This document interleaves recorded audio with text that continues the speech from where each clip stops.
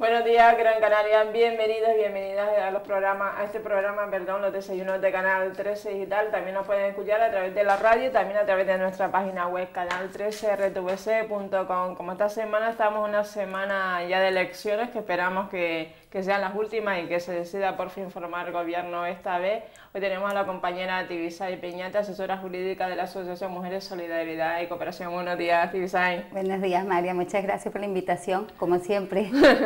Hoy vamos a hablar con Tibisay de la evolución jurídica del derecho al sufragio de la mujer en España, porque la mujer antes no podía votar y era considerada inferior al hombre, ¿no? Por detrás del hombre siempre, ¿no? Por detrás del hombre, inferior al hombre, efectivamente. Inferior al hombre, ¿no? No tenía reconocidos los mismos derechos que el hombre. Ni siquiera para abrir una cuenta, ¿no? O conducir. Ni para abrir una cuenta, ni para conducir, ni para tener propiedades a su nombre.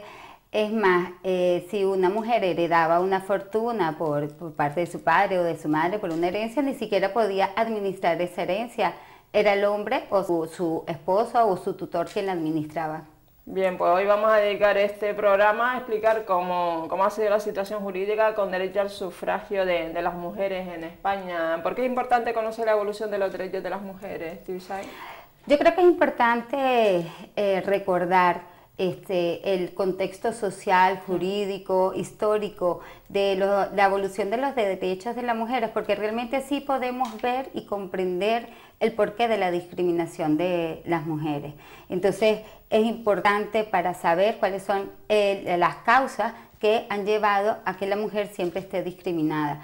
Antes, legal y realmente, o sea, desde el punto de vista legal, formal y en la práctica, ahora solamente en la práctica. Antes la mujer tenía que casarse sí o sí, ¿no? O sea, no se concebía que una mujer estuviera soltera, realmente. Lo que pasaba era que independientemente de que se casara o no, siempre iba a estar subordinada a un pater, a un hombre, bien sea el padre, el esposo o el tutor que era nombrado, porque era considerada como incapaz. Incapaz, sí. Cuando habla Tibisay de incapaz, tenemos aquí una cita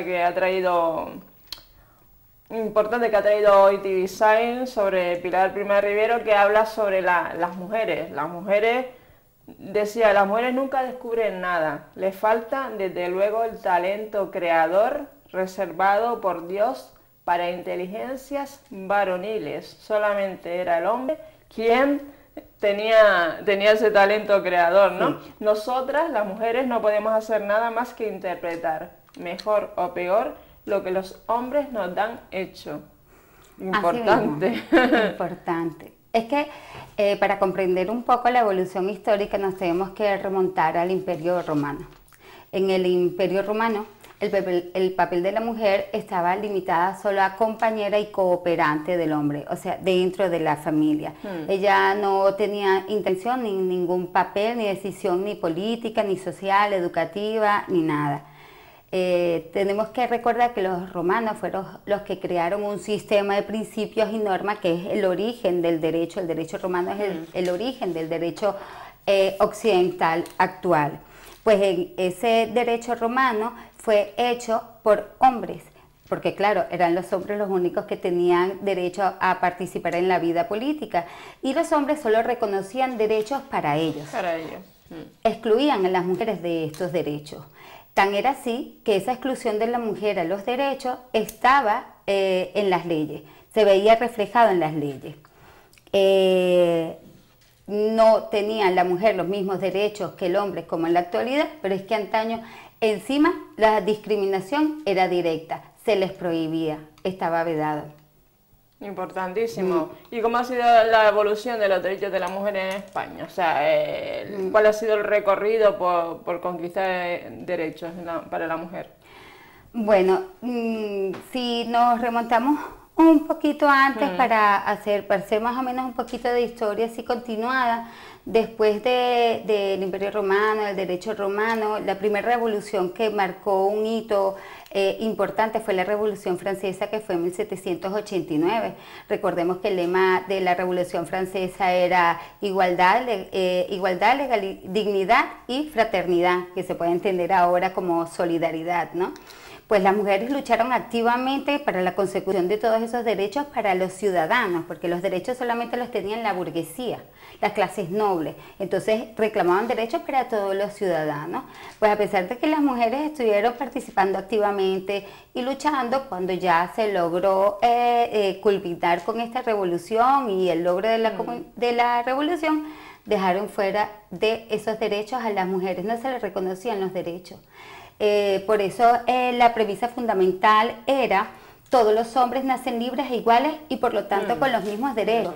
Pues al dejar relegadas a la mujer y no darle los derechos por los que habían luchado igual que los hombres, se entendió que realmente cuando se refería a hombres no incluía a las mujeres, sino que las incluía. En 1792, creo que fue, en 1791, Olympia de Gouges, debido a esto, redactó y presenta ante la Asamblea Nacional Francesa la Declaración de los Derechos de la Mujer y de la Ciudadana, para que se reconocieran los derechos para las mujeres. Pues esto siguió la misma suerte, Olympia de Gouges, que otras mujeres, y es que fue llevada a la guillotina, y muchas otras, por querer reclamar esos derechos de dignidad y de igualdad para las mujeres, pues las que no las guillotinaron, las metieron en hospicios para enfermos mentales. Era como que pedir esos derechos para las mujeres era como estar loca en aquella época. ¿Y qué mujeres eran importantes en España? Victoria Clara Campoamor, Victoria... Claro, ya después si vemos la situación en España, pues era más o menos igual en el sentido, parecía a la romana, en el sentido de que la mujer estaba relegada al ámbito doméstico solamente, ¿verdad? Para la consecución de los derechos al voto a la mujer, el camino ha sido largo. En 1931 fue cuando Clara Campoamor, que era diputada radical socialista, ¿verdad?, defendió el derecho al sufragio femenino. Ella presentó ante la Asamblea para que votaran en favor del derecho al sufragio de la mujer. No todas las personas estaban de acuerdo, no todos los diputados, incluso mujeres. Incluso estaban en contra. Claro, estaban en contra. Por ejemplo, también esta otra diputada, que le decían radical, que era Victoria Kent, que ella decía, no, las mujeres no estamos preparadas para ejercer el derecho al voto. Las mujeres primero tienen que tener acceso a la educación, las mujeres tienen que estar ilustradas para que su voto sea independiente, porque si no están ilustradas las van a convencer y van a votar por quienes les digan. Entonces ella defendía y reclamaba primero la educación y después el sufragio. Sin embargo, en 1931 ganó, aquí lo tengo en esta fichita, bien bonita, Clara Campoamor, conseguía el sufragio femenino por 161 votos a favor y 121 votos en contra, desde 1931. Importante. Y en España entonces, a partir de 1931, fue cuando la mujer podía votar. Sí. Y en otros países que tienes ahí la ficha de... este también lo traje, bueno, no sé si se ve. Más o menos. Bueno, más pero, o menos. ejemplo, pues aquí está la consecución del voto femenino, porque que las mujeres no votaran no era una situación exclusiva de España, era de todo el mundo. En España, que aquí está España, fue en 1931. Por lo menos Nueva Zelanda fue la primera en 1893, y lejos de lo que se cree que en muchos países que están más avanzados de España, tenemos el ejemplo de Suiza, que en Suiza las mujeres solo pueden votar a partir de 1974. Lo que quiere decir que ha sido un camino largo para conseguirlo y que no data desde hace mucho tiempo, o sea, no desde hace mucho tiempo las mujeres tienen igual derecho a votar que los hombres. Eso quiere decir que se les negaba la voz y el voto, no tenían ni voz ni voto porque no tenían cómo elegir y participar en la vida política. Porque se consideraban que eran inferiores, ¿no?, al hombre. O realmente, o porque no estaban formadas, las educaban solamente para era porque no les tenían reconocidos esos derechos. O sea, si tomamos en cuenta lo que hablamos antes, esa mentalidad de que la mujer, en función del rol que venía a desempeñar en la sociedad, que era la de ser madre y esposa, estaba relegada a estar metida en la casa. El hombre era el que tenía actividad pública. Sí, ella estaba relegada al ámbito privado. Y ella en el ámbito privado no podía estudiar, no podía ir a la universidad. De hecho, la educación que recibían las mujeres para aquella época era prácticamente rezar y coser. Después algunas, las de clases más altas, pues sí, también se desempeñaban y podían estudiar música, podían estudiar literatura, pero todo era para acompañar al hombre, o sea, para dignificar al hombre, para tener entretenido, ¿no? una conversación entretenida y por supuesto todas aquellas actividades que tuvieran que ver con los quehaceres del hogar o bien de las madres, como amas de casa. Entonces las mujeres tuvieron derecho al sufragio en España desde 1931. En 1931 formalmente ya estaba reconocido. Pero ¿qué pasa después, Marian? Después sabemos que vino la guerra civil. Entonces, en todo ese periodo, desde que empezó la guerra civil, que fue en 1936, ¿no? Creo. 36, del 36 al 39, después Franco muere en el 75. Y después viene Franco con una dictadura, que allí nadie vota, ¿no? Porque no se convoca elecciones porque es una dictadura. Y muere en 1975, realmente la mujer, igual que el hombre, en esas circunstancias no tenía derecho al voto. Entonces, aunque formalmente tenía derecho al voto la mujer en 1931, no fue hasta después de 1975, creo que fue en 1977, y ya con la Constitución Española en el 78, que las mujeres pudieron votar nuevamente. Sin embargo, durante todo este tiempo quedaron también relegadas al ámbito doméstico. Y muchas tías no sabían ni leer ni escribir. No, es que mucho menos votar. Es que no podían ni leer ni escribir, no había igualdad. Los varones sí podían tener acceso a la educación. Las mujeres a esa educación muy básica que algunas, bueno, es que hubo un momento en que dijeron que sí podían leer y escribir porque ni siquiera podían aprender a leer y escribir, pero lo que era la enseñanza media o superior no tenían acceso porque se consideraba que era inútil para la función y el rol que venían a cumplir en la sociedad. De hecho, y antes le estábamos comentando aquí que traje algunas muestras de la sección femenina. ¿Qué pasa durante el tiempo de Franco? ¿Qué hace Franco? Pues Franco, voy a buscarlo aquí. La educación de las niñas se confía a la sección femenina de la Falange. De la Falange. Era una sección de la Falange dedicada solamente a las mujeres. A educar a las mujeres. La sección femenina era una rama femenina del partido de Falange Española constituido en Madrid en 1974. Y estuvo funcionando durante 40 años, que se disolvió en 1977 después de la muerte de Franco y fue dirigida desde su nacimiento hasta su liquidación por Pilar Primo de Rivera, que era hermana de José Antonio Primo de Rivera, que fue el fundador de la Falange. ¿Qué enseñanzas contenía esta sección femenina? Que me cuentan, porque es que yo estoy segura que muchas de las personas que nos están viendo lo recuerdan.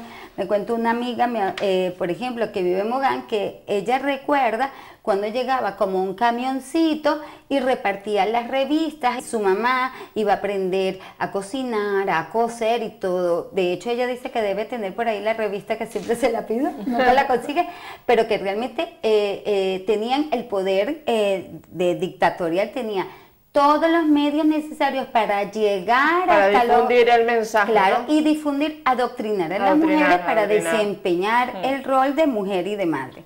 Y vamos a ver algunos ejemplos.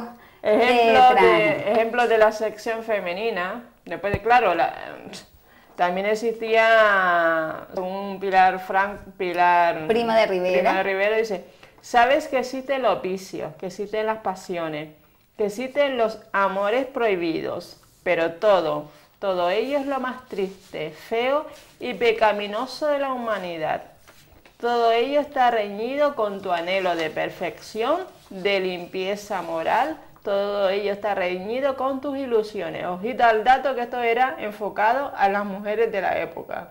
No era enfocado, era lo que se les enseñaba. Sí, se les enseñaba. Claro, era enfocado, pero se les enseñaba. O sea, si ellas realmente querían hacer buenas mujeres, buenas esposas, buenas madres, tendrían que comportarse de esa manera. Aquí hay una de la sección femenina que dice: a través de toda la vida, la misión de la mujer es servir. Cuando Dios hizo el primer hombre, pensó: no es bueno que el hombre esté solo, y formó a la mujer para su ayuda y compañía, y para que sirviera de madre. La primera idea de Dios fue hombre. pensó en la mujer después, como un complemento necesario, esto es como algo útil. Si vemos, tiene mucho que ver con lo que hablamos del Imperio Romano. ¿Para qué era que servían las mujeres y por qué no tenían ningún derecho?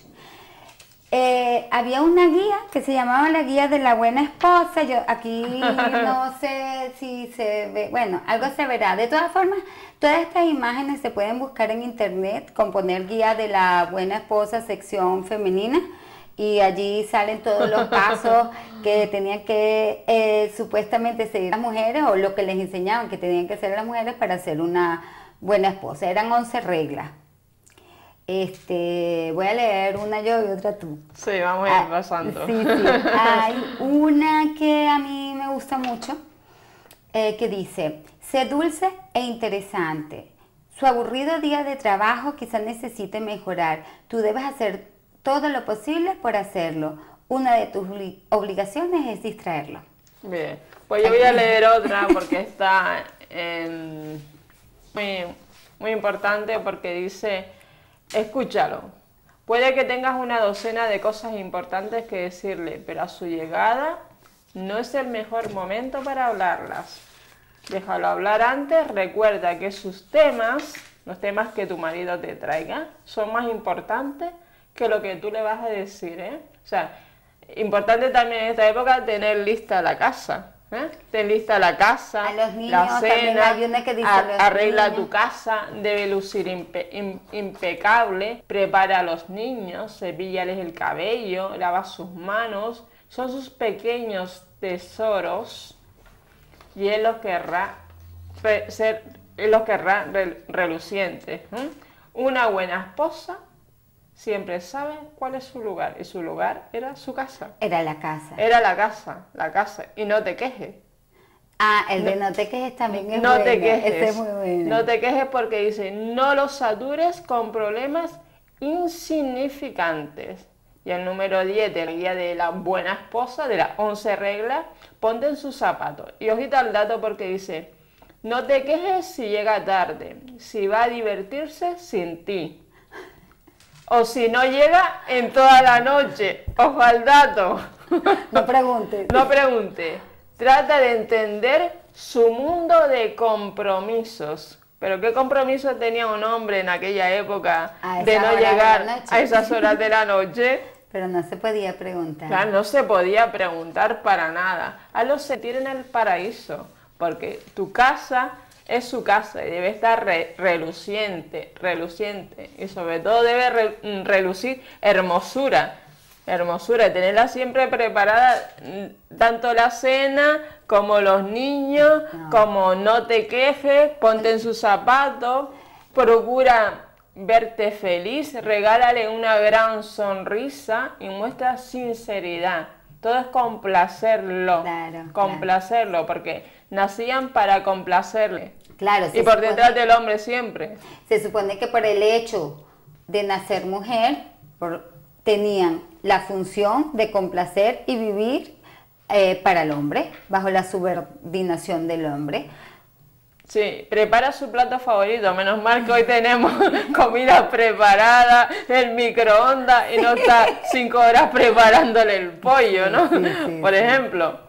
Además de también, aquí dice interesante, minimiza el ruido. A la hora de su llegada apaga la lavadora y ten los niños, intenta que los niños estén callados porque ha llegado el rey de la casa. Y además la labor de educarlos y criarlos y atenderlos es de la mujer. Es de la mujer siempre. Claro. Siempre, una labor de cuidadora, siempre. Claro. De hecho, el tema de muchas profesiones son totalmente...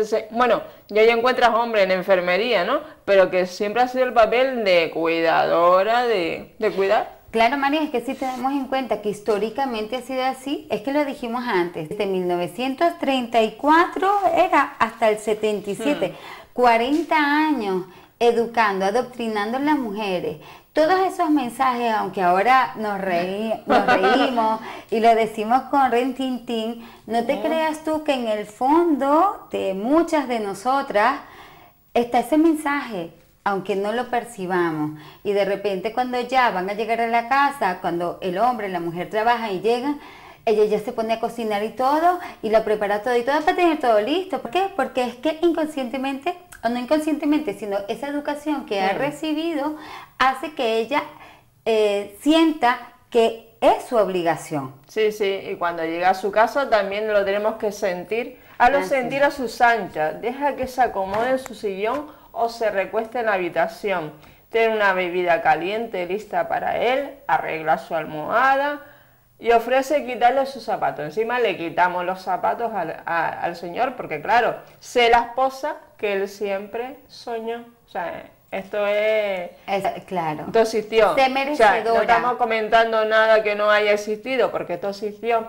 de ser la mujer dulce e interesante. Y una de tus obligaciones como mujer, como esposa, como madre de sus hijos es distraerlo de su día tan aburrido que ha tenido en su oficina donde fuera.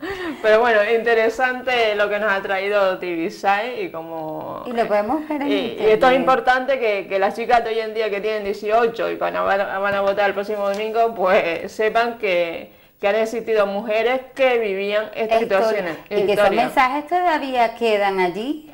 Sí. Si te fijas, leíste una frase muy importante, ¿no? Que se digna para él. Sí. ¿Qué pasa? Que como la mujer por sí sola no tenía derecho ni a la dignidad, ni a la igualdad, por ser digna y ser merecedora de algo.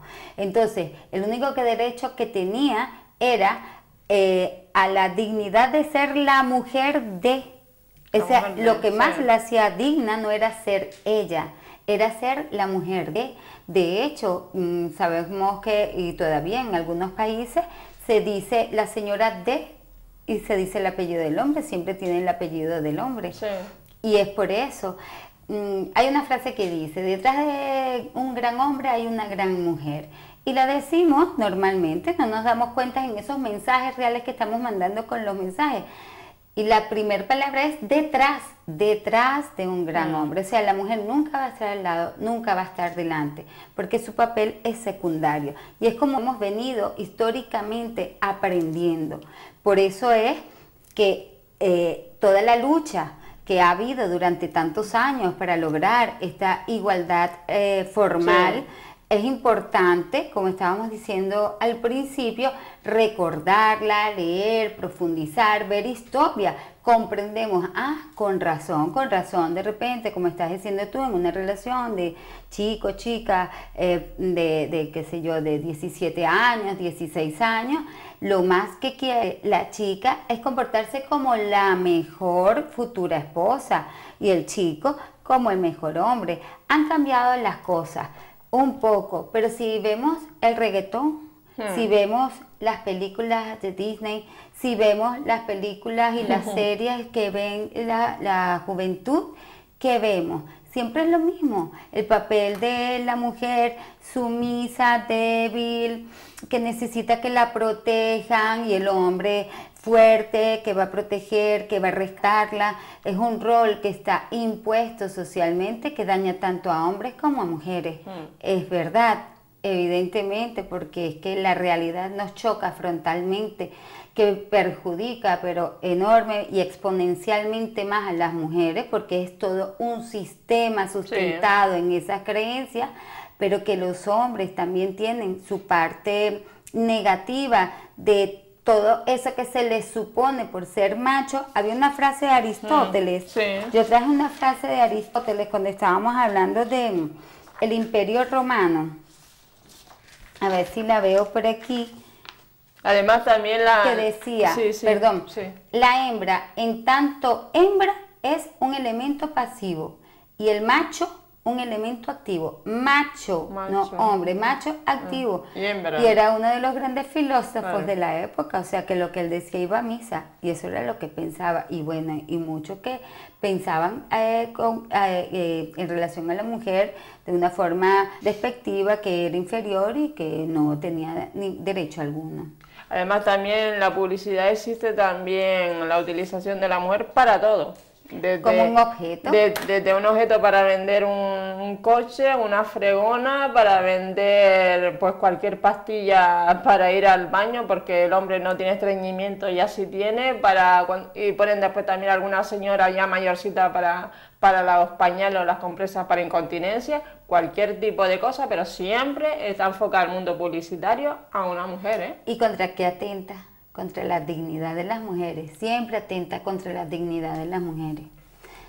Por eso hablábamos antes del derecho a la dignidad, como en la Revolución Francesa, que era lo que se buscaba. Hablabas antes también de las 11 reglas para ser una buena esposa, pues hablaba también de que tenían que tener pues la casa limpia, ¿no? Entonces, en cuanto a la revista de la sección femenina que estaba hablando TVSide, pues hay un párrafo que habla sobre la gimnasia casera. Y dice, una mujer que tenga que atender a las faenas domésticas con toda regularidad, tiene ocasión de hacer tanta gimnasia como no la hará nunca verdaderamente si trabajase fuera de su casa.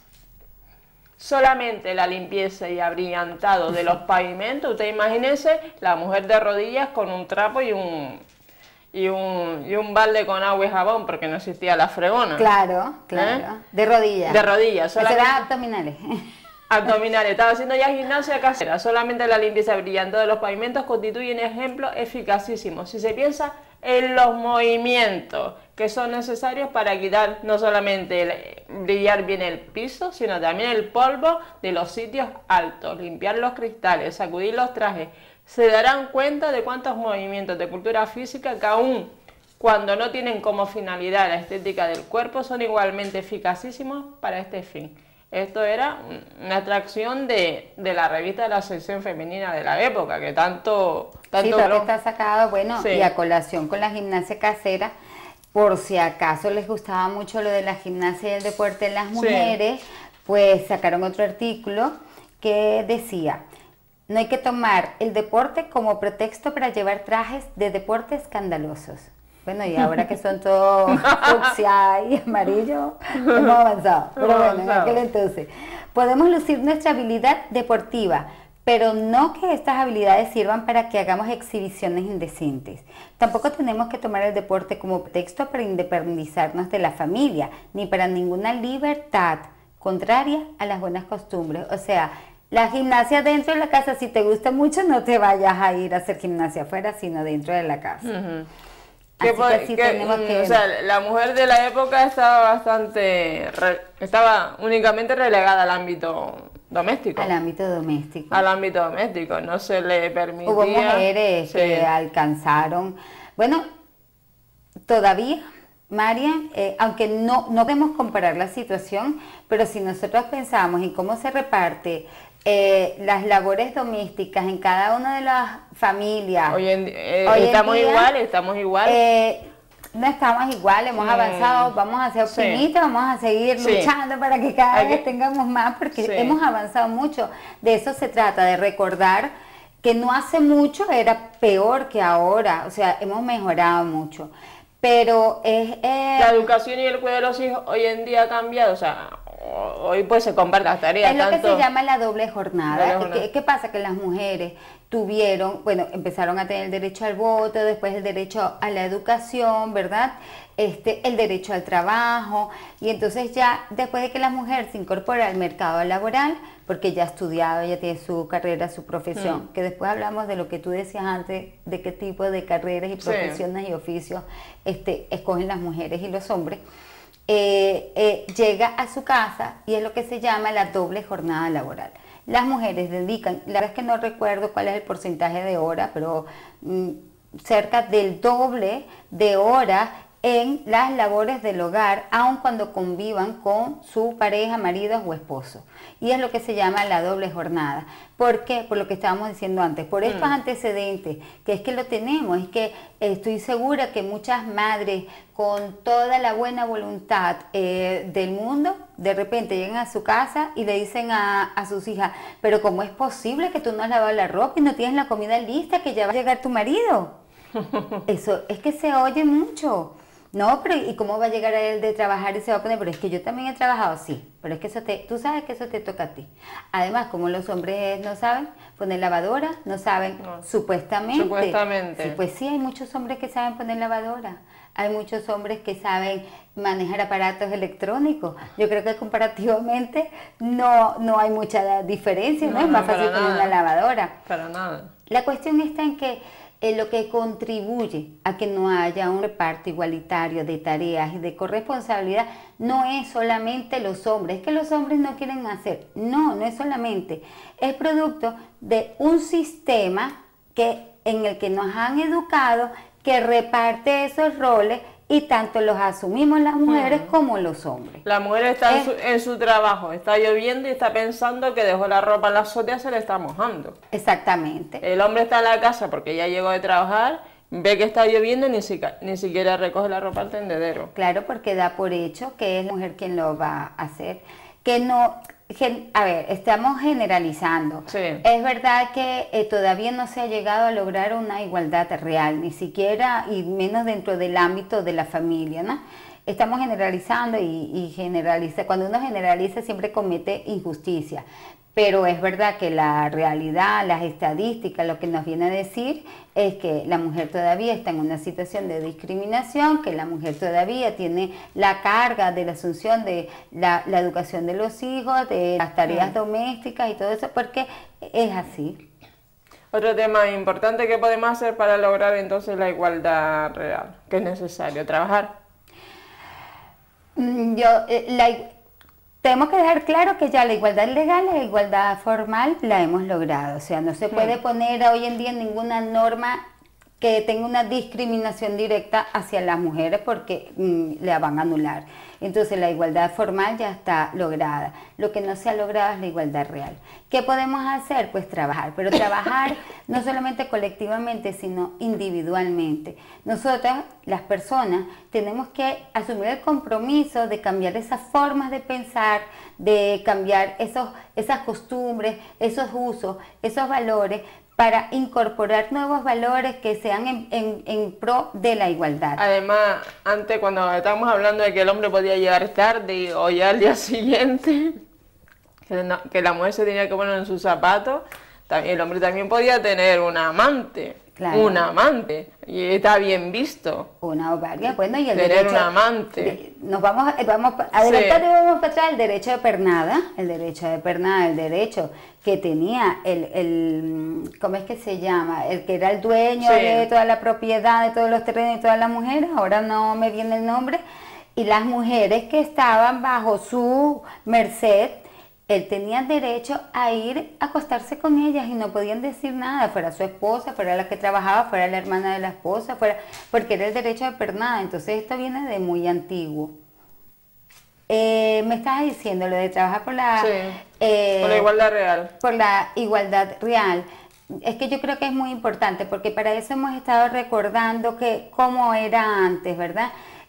Si nosotros trabajamos para que tanto hombres como mujeres tengamos la misma igualdad de oportunidades en el aspecto social, político, dentro de la familia, en la educación y todo, vamos a tener una sociedad más justa. Y al tener una sociedad más justa y tener las mismas oportunidades, en definitiva vamos a ser hombres y mujeres más felices. No solamente es un avance para la sociedad, sino a nivel individual, porque no hay nada más horrible que sentir la injusticia de la discriminación, sea la que sea.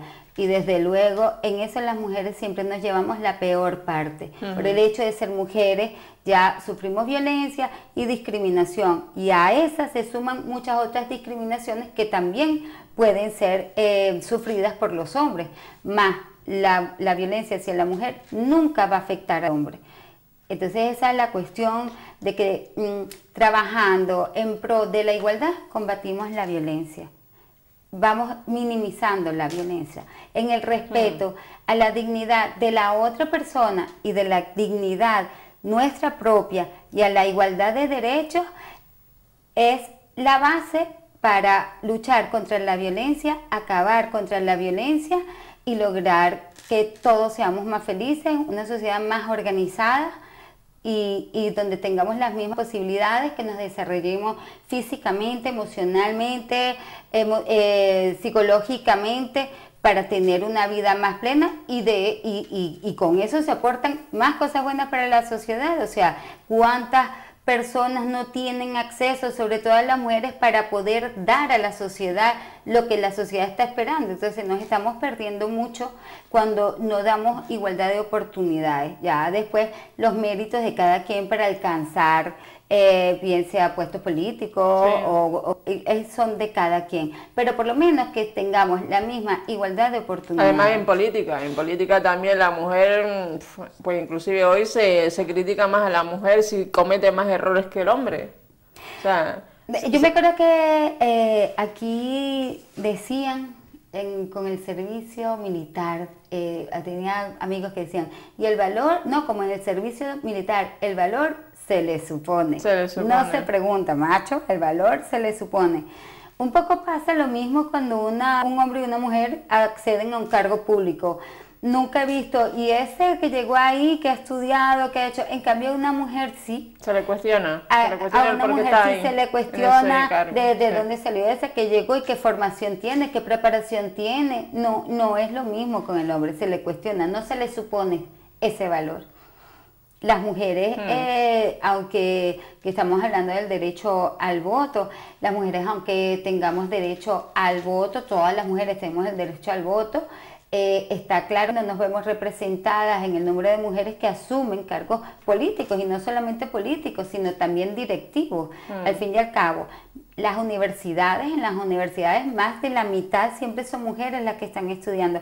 Sin embargo, cuando vemos cuáles son los puestos de poder que están ocupados, mayoritariamente por hombres. Si vemos la televisión, cuando vemos el FMI, el Fondo Monetario Internacional, vemos la mayoría hombres. La Unión Europea, la mayoría hombres. El Consejo de Ministros, la mayoría hombres. El Consejo de la mayoría hombres.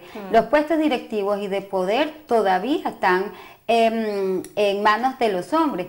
Igual que en la época romana eran los hombres quienes escribían las leyes y se arrogaban derechos para sí, pues los hombres que están en los cargos directivos y el sistema quiere seguirse arrogando los derechos, las oportunidades para ellos y negárselas a las mujeres. Y por eso es que tenemos que seguir luchando, seguir participando. Ahora que vienen las elecciones, la semana que viene, que sabemos que durante mucho tiempo las mujeres no pudimos votar, que sabemos que muchas mujeres y muchos hombres también lucharon para que las mujeres tuviéramos derecho al voto, por lo menos el reconocimiento a toda esa lucha que ha sido ardua, que ha sido muy larga. Tenemos que ir a votar, independientemente de nuestro color político, independientemente de qué inclinación tenemos hacia quién, pero por lo menos ejercer nuestro derecho al voto. Tenemos derecho a voz y voto, y solamente lo podemos ejercer mediante el sufragio. Antes hablábamos también de la mujer, o sea, el rol de la mujer era casarse. Y si te quedabas solterona, pues ya te buscaban un viudo porque tenías que cuidar a los hijos de ese señor, que no eran tus hijos. Solamente era el plan ese de cuidadora, porque no te ibas a quedar más sola que era una. Y de hecho las profesiones que hoy estamos viendo, maestras, un montón. O sea, magisterio era una carrera que estaba enfocada directamente a las mujeres. Enfermera, también. Todo el papel de cuidadora, o el mismo tema de hoy, del tema de la ley de dependencia, son las cuidadoras, igual que en un hotel son las gobernantas, las limpiadoras. Claro. No tenemos los gobernantes, realmente, ¿por qué? Porque esta es una escala inferior. Una gobernanta o una limpiadora es una escala inferior en un hotel, por ejemplo. Entonces, ocupadas siempre relegadas a la mujer, como... Sí, supuestamente a la función que naturalmente les viene dada en función de su sexo, el rol que les viene dado en función de su sexo, que es eso. En realidad, por eso cuando hablamos de sexo y de género, tenemos que hacer la diferenciación que sexo es con lo que nacemos, en nuestro aparato reproductor femenino y el masculino, pero el género es eso que se construye. Esto es género. Es como nos educan. Entonces, por eso tenemos que diferenciar, porque el género se aprende y es estructural, es una estructura que sustenta todo. Lo que te estaba diciendo antes de que bueno, el fin último de la mujer era conseguir un hombre que la mantenga. De hecho, yo he oído muchas señoras mayores, ay, ojalá te consigas un hombre bueno que te mantenga. Es que es verdad, parecía que era el fin último, aquí era así. La solterona, ¿qué pasaba? Pues la solterona, la mayoría se queda cuidando al papá o a la mamá cuando ya estaban mayores. Por lo menos. Es verdad que no solamente eso, la mayor parte de las personas cuidadoras son mujeres dentro de su casa, hijo, hija, padre, madre, suegra, suegro. O sea, yo conozco una señora que antes de conocerla sé que cuidó a su padre que se había fallecido, después cuidó a su madre hasta su muerte, cuidó a su esposo hasta su muerte, y ella lo único que ha hecho es cuidar, y lo hace con un orgullo. Y no digo yo que evidentemente la solidaridad entre las personas y más en la familia tiene que existir. Lo que no puede ser es que esa solidaridad siempre caiga del lado de la mujer, tiene que ser recíproca. Igual que lo de los cuidados. Cuando hablamos que si le quitó los zapatos, que si le hace la comida, es que los cuidados están muy bien, no es que estén mal, pero tiene que ser recíproco. Yo un día te preparo la cena a ti, tú otro día me la preparas a mí. Un día tú me quitas los zapatos y yo también. Lo que no se puede es que todo lo que sea cuidado, ya por descarte, le toque a la mujer. Lo mismo ha pasado, evidentemente, con las profesiones. Enfermería también, eso estamos hablando. La mayoría de las profesiones tienen que ver con el rol de cuidadora de la mujer. Cada vez se ha avanzado más, vamos a tener. Y también, ¿sabes qué pasa? Que además de eso, los nombres públicos de científicos o de personas que han logrado cosas grandes, siempre es de hombre, porque la historia es patriarcal, siempre habla de los hombres, nunca hablaba de las mujeres. La mujer siempre está detrás del hombre. Si nosotros nos ponemos a analizar tantos refranes que decimos, haciendo una reflexión de lo que hemos hablado, nos damos cuenta de cuántos mensajes que decimos así alegremente y que normalmente tienen mensajes como los que vimos en la sección femenina. Muchos mensajes. Hoy en día también se ven espacios publicitarios donde el hombre tan alegremente ha preparado el pollo, no lo ha preparado, no ha estado 4 horas preparando el pollo, lo ha calentado en el microondas, pero bueno. No, pero ahora es él quien se dedica, porque hay hombres que no trabajan en casa y ella trabaja fuera del hogar. Y realmente él es el que tiene la casa y el cuidado de los hijos y va a hacer la compra tan alegremente. Porque yo cada vez veo más hombres haciendo la compra. Sí. Hombres jóvenes. Y mira, y en beneficio de los hijos y de las hijas, muchos más hombres que participan en la educación, jugar y todo. Y eso es un acierto, es un logro y es un éxito para la sociedad. Porque antes los hijos y las hijas se perdían la mitad de la educación porque el padre casi no estaba presente. Ahora está presente y eso es beneficioso. Eso los hace más felices. Si al fin y al cabo, a nivel individual, las personas lo único que queremos es ser felices, pues intentémoslo. Nosotros lo intentamos, pero vamos a llenarle el terreno a los que están a nuestro alrededor. Para concluir, Tibisay, bueno, lanzar un mensaje para todas aquellas mujeres que el próximo domingo van a votar, aquellas jóvenes de 18 años, un poco para que sepan que el voto... Sí, que recuerden que no siempre hemos tenido la posibilidad de votar, que recuerden que ejercer el derecho al voto es reconocer la lucha de todas esas mujeres y esos hombres que apostaron y lucharon porque pudiéramos votar. Y tenemos que tener voto independientemente de a quién votemos. Y una peculiaridad que quería decir, porque es verdad que hay mucha gente indecisa y hay muchos bulos, no, porque si yo voto nulo no sé qué pasa, y si voto en blanco, bueno, pues uno puede votar el partido político que quiera. El voto en blanco siempre va a favorecer a la lista más votada. El voto nulo, que es con rayaduras o con roto o con escrito, no se toma en cuenta. Lo que quiero decir, no sé por quién votar, no quiero que mi voto se cuente a nadie. Yo voy a votar aunque sea nulo porque no se cuenta, pero yo estoy allí votando, representando a todas las mujeres que hoy en día tenemos reconocidos esos derechos que en la antigüedad no los teníamos.